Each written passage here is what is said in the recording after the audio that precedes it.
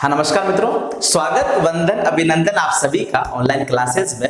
मैं अभिषेक Malav chemistry lecture आप सभी का स्वागत करता हूं। तो चलिए आज के इस वीडियो लेक्चर में फिर हम आपकी सहायता करने के लिए कहाँ खड़े हुए हैं। क्लियर, आपका तो कई काम होना चाहिए, आपकी रेगुलर स्टडी बनी रहनी चाहिए। हमारा विश्वास भी यही है कि आपकी स्टडी छूटे ना, आपको गैप नहीं मिले। क्लियर, तो चलिए आज के इस वीडियो लेक्चर में हम एनएमआर स्पेक्ट्रोस्कोपी को आगे बढ़ाते हुए आज ये बात करने वाले हैं कि यदि किसी कंपाउंड के लिए एनएमआर स्पेक्ट्रा दे रखा है तो वो दिया गया एनएमआर स्पेक्ट्रा किस किस पॉइंट के बारे में इंफॉर्मेशन देता है। इंपॉर्टेंट प्रश्न बन जाता है भाई। क्लियर, आओ देखो क्या कंडीशन दे रखी है।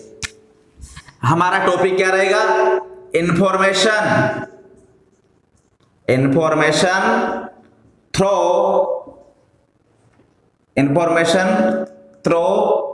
गिव एनएमआर स्पेक्ट्रा या स्पेक्ट्रोस्कोपी, ये ध्यान रखना।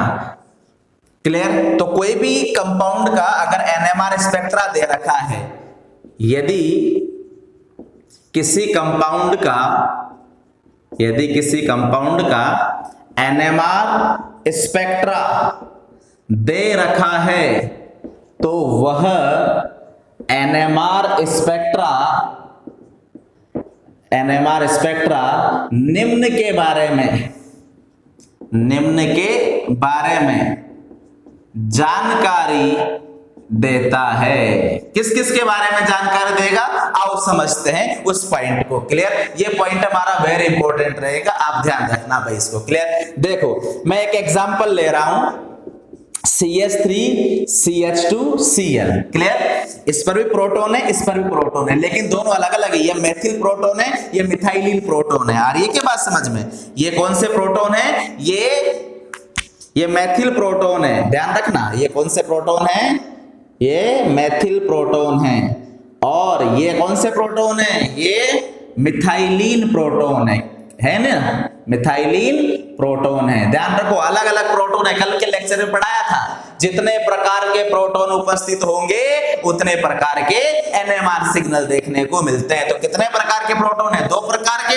अगर मैं इसको ए कह दूं तो ये कौन सा हो जाएगा? बी प्रकार का। क्लियर हुई बात?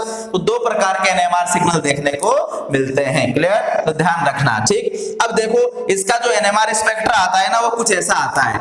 अभी आपको बनाना नहीं है। क्लियर, मैं जब बनाना सिखाऊंगा तो फिर आप आसानी से बना सकते हैं। क्लियर, अभी तो मैं केवल इसको समझाने के लिए बना रहा हूं भाई, ठीक है ना। तो आपको ज्यादा ये नहीं करना, ठीक। इधर देखना, आप तो केवल समझते हुए चलना, ठीक है। ये होता है 0 ppm और ये होता है 10 ppm। ये जो मैं ले रहा हूं ना, ये कौन सी स्केल होती है? डेल्टा स्केल पर इस मान को मैं ले रहा हूं, आगे पढ़ाऊंगा। क्लियर, अभी तो फिलहाल समझ लो। अब देखो ए और बी 2 एनएमआर सिग्नल मिलेंगे। क्लियर, तो कैसे मिलते हैं उसको समझो। इधर देखो, ये ए का किसके कारण मिलेगा? बी के कारण मिलेगा। ए का किसके कारण मिलेगा? बी के कारण मिलेगा। तो ए का विपाटन, ऐसे लिखूंगा मैं, ए प्रकार के प्रोटॉन का विपाटन, ए प्रकार के प्रोटॉन का विपाटन बी प्रकार के प्रोटॉन द्वारा किया जाता है। तो ए प्रकार के प्रोटॉन का विपाटन कौन करेगा? बी प्रकार के प्रोटॉन के द्वारा किया जाता है। आई बात समझ में? अब ए प्रकार के प्रोटॉन का विपाटन कौन कर रहा है? बी। और ध्यान रखना, प्रोटॉन का विपाटन जो होता है ना, प्रोटॉन का जो विपाटन होता है ना, वो n+1 से होता है, n+1 से होता है। अब जरा मुझे बताना, आप समझना। क्लियर, देखो प्रोटॉन का विपाटन किससे होता है? n+1 से। ए प्रोटॉन का विपाटन कौन करेंगे? बी वाले करेंगे। तो बताओ, ए का विपाटन बराबर n+1, जरा बताओ बी वाले करेंगे ना। बी पर कितने प्रोटॉन है? 2 प्रोटॉन हैं, तो 2 + 1 कितना हो जाएगा? 3। और 3 को क्या कहते हैं? ट्रिपलेट। क्लियर। तो ए का एनएमआर सिग्नल कैसा मिलेगा, ट्रिपलेट मिलता है। आई बात समझ में, एनएमआर सिग्नल कैसा मिलेगा, ट्रिपलेट मिलेगा। क्लियर। अब देखो भाई बी का विपाटन, बी का विपाटन कौन करेंगे। अब देखो ए का किसने किया था, बी वाले ने, तो बी का कौन करेगा, ए वाला। क्लियर हो गई बात। तो देखो बी का कौन करेगा, ए वाला। ए पर कितने प्रोटॉन है, 3, 3 प्लस ए कितना हो जाएगा, 4। आई बात समझ में। ये हो गया आपका क्वाड्रेट, इसको क्या कहते हैं, क्वाड्रेट। 3 को ट्रिपलेट, 4 को क्वाड्रेट, तो क्वाड्रेट एनएमआर सिग्नल आ जाएगा आपके पास। क्लियर हुई क्या बात, ध्यान रखना। तो देखो मैं केवल यहां बनाने की कोशिश कर रहा हूं, अभी केवल ऐसे ही बता रहा हूं भाई, मैं आगे और अच्छे से समझाऊंगा। क्लियर। देखो प्रोटॉन का विपाटन किससे होता है, n+1 के नियम से। ए का विपाटन कौन करेगा, बी वाला। बी पर कितने प्रोटॉन है, 2, तो 2 + 1 3। बी का विपाटन कौन करेगा, ए वाला। ए पर कितने प्रोटॉन है, 3, 3 + 1 4। अब देखो एक पॉइंट और याद रखना, इस क्लोरीन का कौन सा इफेक्ट होता है, -I। बोलो कौन सा होता है, -I वाला होता है। क्लियर। और ध्यान रखना, क्या इस पॉइंट को ध्यान रखना, यदि -I और -M वाले समूह जुड़े हो, -I और -M वाले समूह जुड़े हुए हो, तो डेल्टा मान बढ़ता है। क्लियर। डेल्टा मान बढ़ता है और क्या होता है, इसको कहते हैं विपरिरक्षण। विपरिरक्षण होता है, आगे समझाऊंगा इनको। विपरिरक्षण होता है। क्लियर। और क्या होता है, और ये होता है कि जो एनएमआर सिग्नल है वो कहां चला जाता है, डाउन फील्ड पर चला जाता है, डाउन फील्ड पर चला जाता है। क्लियर। ये पॉइंट आप ध्यान रखना भाई, ठीक है ना। देखो अब देखो -I वाला किससे जुड़ा हुआ है, बी वाले से, डायरेक्ट जुड़ा हुआ है ना बी वाले से। तो बी का जो एनएमआर सिग्नल है, बी का जो एनएमआर सिग्नल है, आई बात समझ में, बी का जो एनएमआर सिग्नल है वो कहां चला जाएगा, डाउन फील्ड पर चला जाएगा। क्यों, क्योंकि बी किससे जुड़ा हुआ है, -I वाले से जुड़ा हुआ है। क्लियर हुई क्या बात, बी किससे जुड़ा हुआ है, -I वाले से जुड़ा हुआ है, और -I वाले से जुड़ा होगा तो कहां चला जाएगा, डाउन फील्ड पर। क्लियर, समझो बात को। अब देखो मैं बना रहा हूं, बी वाले का बनाऊंगा 4 में, ऐसे बनाते हैं भाई, 1 2 3 और 4, बना दिया 4। ये किसका हो गया, बी वाले का। क्लियर। अब देखो ए वाले का बनाना है 3 में, तो ये 1 2 और 3 ये बना दिया। ये किसका हो गया, ए वाले का। ए वाले का ट्रिपलेट हो गया और बी वाले का क्वाड्रेट हो गया। क्लियर। अब देखो ये डाउन फील्ड पर है, ये किधर है, डाउन फील्ड पर है, ये इधर होता है डाउन फील्ड। क्या होता है, डाउन फील्ड, और इधर होता है अप फील्ड। क्या होता है, अप फील्ड। क्लियर। तो ये एनएमआर स्पेक्ट्रा ऐसे बनाते हैं, मैंने रफली बना करके बता दिया। क्लियर। आगे कई सारे एग्जांपल पढ़ेंगे, ठीक है ना। अब देखो भाई, अब हमें ये जो एनएमआर सिग्नल, एनएमआर स्पेक्ट्रा मिला है ना, ये किस किस के बारे में जानकारी देगा। तो हमारा टॉपिक क्या है, यदि किसी कंपाउंड का एनएमआर स्पेक्ट्रा दे रखा हो तो वो एनएमआर स्पेक्ट्रा किस किस के बारे में जानकारी देता है। क्लियर। ले लो एक इसका स्क्रीनशॉट।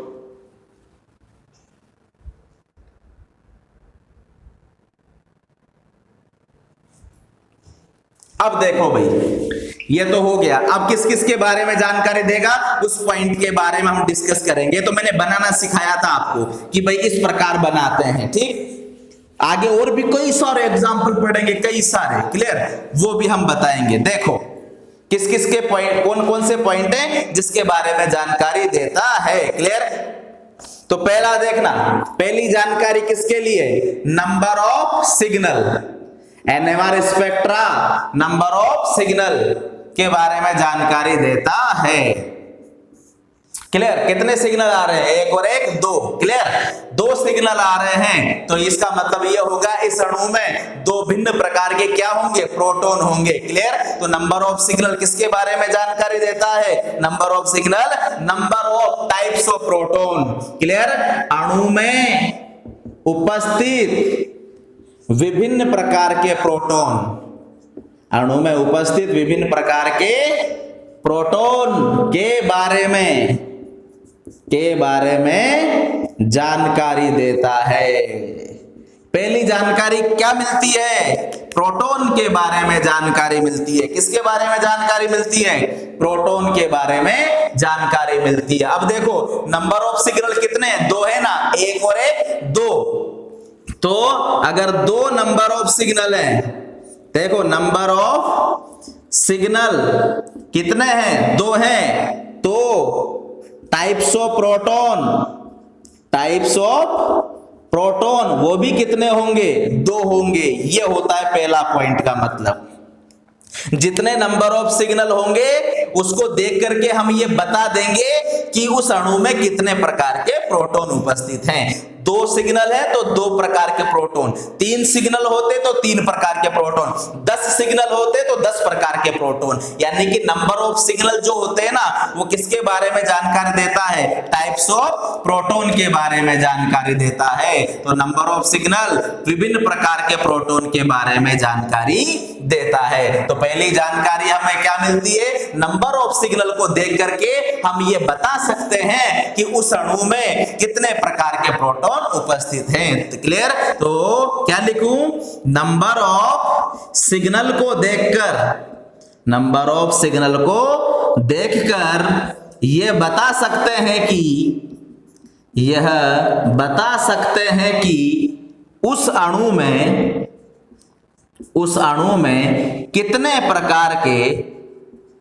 अणु में कितने प्रकार के प्रोटॉन उपस्थित हैं।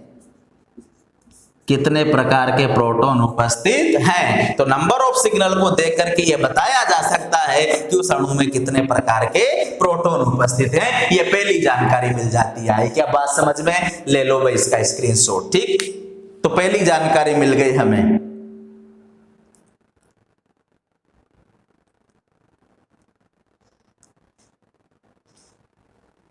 ठीक, दूसरी जानकारी क्या मिलती है वो देखना भाई।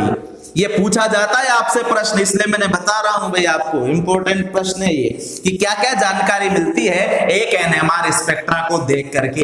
क्लियर? तो हम बता रहे हैं भाई कौन कौन सी जानकारी आपको मिल जाती है। ठीक है ना? ये तो पहली जानकारी क्या थी कि नंबर ऑफ सिग्नल को देख करके ये बता सकते हैं कि अणु में कितने प्रकार के प्रोटॉन उपस्थित है। ठीक, दूसरी इंफॉर्मेशन क्या मिलती है? पोजीशन ऑफ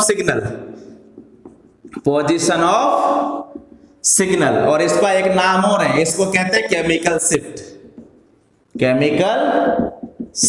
ठीक, अब देखो पोजीशन ऑफ सिग्नल को देखकर का पोजीशन ऑफ सिग्नल का मतलब क्या है मैं आसान करके बता देता हूं। पोजीशन ऑफ सिग्नल का मतलब है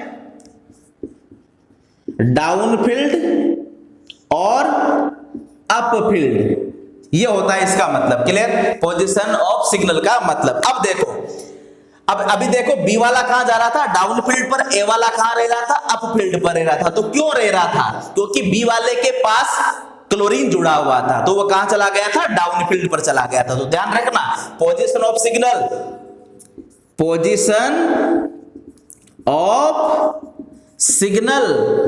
इस बारे में जानकारी देता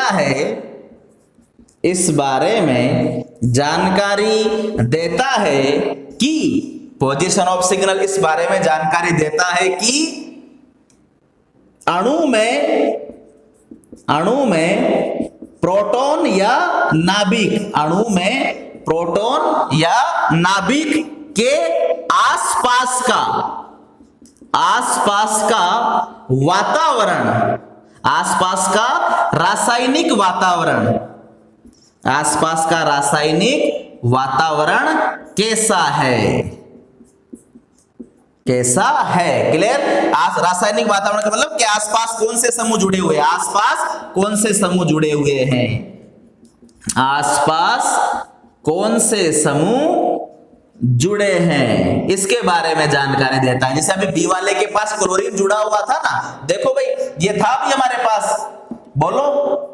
अब ये देखो ये बी था और ये ए था, तो बी वाले के पास कौन जुड़ा हुआ था? क्लोरीन जुड़ा हुआ था ना। ये क्लोरीन किसके पास जुड़ा हुआ था? बी वाले के पास। तो देखो ये कहां चला गया था? बी वाले का कहां चला गया था? डाउन फील्ड पर। क्यों? क्योंकि क्लोरीन का कौन सा होता है? माइनस आई, और जब जब माइनस आई वाला जुड़ा हुआ होगा कहां जाएगा? डाउन फील्ड पर जाएगा। क्लियर हो गई बात? तो देखो position of signal, position of signal का मतलब कि एनएमआर सिग्नल डाउन फील्ड पर रहेगा या अप फील्ड पर रहेगा। क्लियर?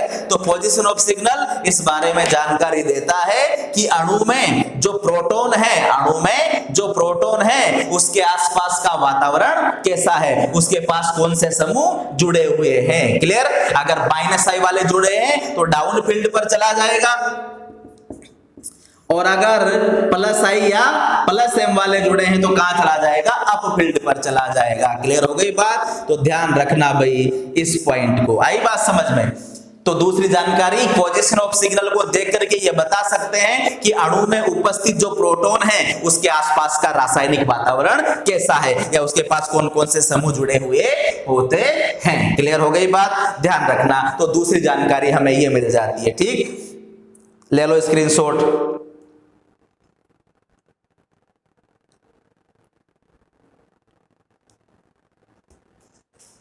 नंबर थर्ड जानकारी क्या मिलती है उसको भी देखो।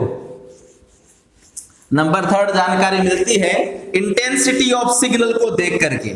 इंटेंसिटी ऑफ सिग्नल को देख करके भी कुछ बताया जा सकता है। ठीक, तो third point, intensity of signal. Clear? इसका मतलब क्या है? इधर देखो, जैसे कोई सिग्नल तो ऐसा है और केवल ये देखो कोई सिग्नल यही है, तो यहां की इंटेंसिटी क्या है? ज्यादा, यहां इंटेंसिटी क्या है? कम है। क्लियर? तो देखो इंटेंसिटी ऑफ सिग्नल, तो ध्यान रखना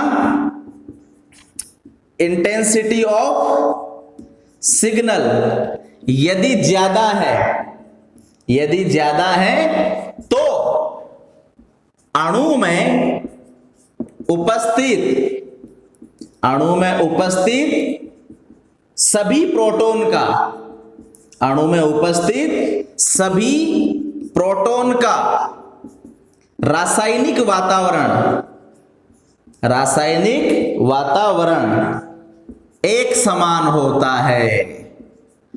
तो ये ध्यान रखना, अगर किसी का एनएमआर सिग्नल उच्च तीव्रता वाला आ रहा है, यदि किसी प्रोटॉन का एनएमआर सिग्नल उच्च तीव्रता वाला आ रहा है तो इसका मतलब यह होता है कि अणु में जितने भी प्रोटॉन हैं वो सब एक समान रासायनिक वातावरण वाले होते हैं। क्लियर? या फिर मैं ये कह सकता हूं, ये क्या कह सकता हूं कि समान रासायनिक वातावरण, समान रासायनिक वातावरण वाले प्रोटॉनों की संख्या, समान रासायनिक वातावरण वाले प्रोटॉनों की संख्या अधिक होने पर, अधिक होने पर एनएमआर सिग्नल की, एनएमआर सिग्नल की इंटेंसिटी, इंटेंसिटी बढ़ जाती है। क्लियर? बात एक ही हुई भाई, दोनों का मतलब एक ही होता है।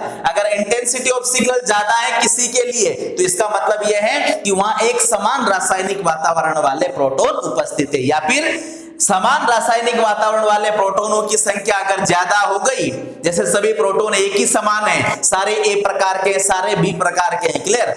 तो अगर एक समान रासायनिक वातावरण वाले प्रोटॉन उपस्थित हैं तो फिर वहां पर एनएमआर सिग्नल की इंटेंसिटी क्या होती है? ज्यादा। तो ध्यान रखो, आप एनएमआर सिग्नल को देखो, एनएमआर सिग्नल में यदि किसी एनएमआर सिग्नल की तीव्रता ज्यादा आ रही है तो उसका क्या मतलब निकालोगे? उसका मतलब यह होता है कि यहां पर समान रासायनिक वातावरण वाले प्रोटॉनों की संख्या अधिक है, और अगर किसी एनएमआर सिग्नल की इंटेंसिटी कम आ रही है तो इसका मतलब है कि यहां समान रासायनिक वातावरण वाले प्रोटॉनों की संख्या क्या है? कम है। क्लियर? ये ध्यान रखेगा। क्लियर हो गई बात? तो तीसरी जानकारी किससे मिलती है? इंटेंसिटी ऑफ सिग्नल से। क्या जानकारी मिलती है? कि समान रासायनिक वातावरण वाले प्रोटॉनों की संख्या ज्यादा होती है। आई बात समझ में? लिख लो इसका स्क्रीनशॉट।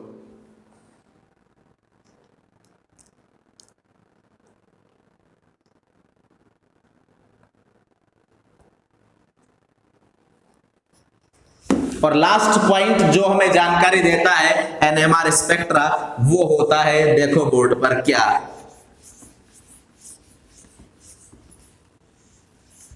समझो बात को। लास्ट पॉइंट नंबर 4 पॉइंट कौन सी जानकारी देगा, देखो वो होता है स्पिन कपलिंग होता है भाई, स्प्लिटिंग ऑफ सिग्नल। क्या होता है? स्प्लिटिंग ऑफ सिग्नल, क्लियर, या फिर इसे ही कहते हैं स्पिन कपलिंग। ठीक, अब आ जाओ, स्प्लिटिंग ऑफ सिग्नल का मतलब क्या? स्प्लिटिंग ऑफ सिग्नल का मतलब है जैसे डबलेट, जैसे ट्रिपलेट, जैसे क्वाड्रेट, इस प्रकार के और भी। तो स्प्लिटिंग ऑफ सिग्नल का मतलब है कि किसी सिग्नल का विपाटन हो जाना, क्लियर, किसी सिग्नल का विपाटन हो जाना। जैसे अभी हो रहा था ना, ए वाले का विपाटन हो रहा था 3 में, बी वाले का विपाटन हो रहा था 4 में, क्लियर। तो किसी सिग्नल का विपाटन हो जाना, क्लियर। अब ये विपाटन क्यों होता है? किसी सिग्नल का विपाटन केवल तभी होता है जब पड़ोसी परमाणु के प्रोटॉन भिन्न होते हैं। अगर तो ये बात याद रखना, अगर सिग्नल का विपाटन आपको दिखाई दे रहा है तो उसका मतलब ये निकालना कि उसके पड़ोस वाले परमाणु पर जो प्रोटॉन है ना, वो भिन्न प्रकृति के हैं, क्लियर, वो भिन्न प्रकृति के होते हैं, अर्थात उनका रासायनिक